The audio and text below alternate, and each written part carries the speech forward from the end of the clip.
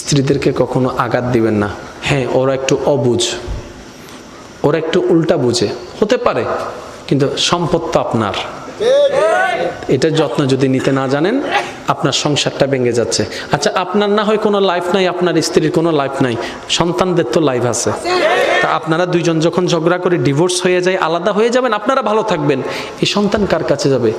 মার কাছে থাকলে বাবা পাবে না, বাবার কাছে গেলে মা পাবে না, তো লাভ কি হচ্ছে? একদিন এই সন্তানদের ভবিষ্যৎও অন্ধকার হয়ে যাবে।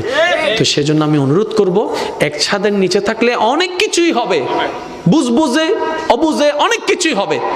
এত কিছু থাকার দরকার নেই। শুধু একটা হাদিস মনে রাখবেন, স্বামী স্ত্রী যখন এক জায়গায় হয়, কথা বলে, তখন তৃতীয় পক্ষ শয়তান এসে ওখানে ফু মারে, আগুন একটু বাতাস দেয়।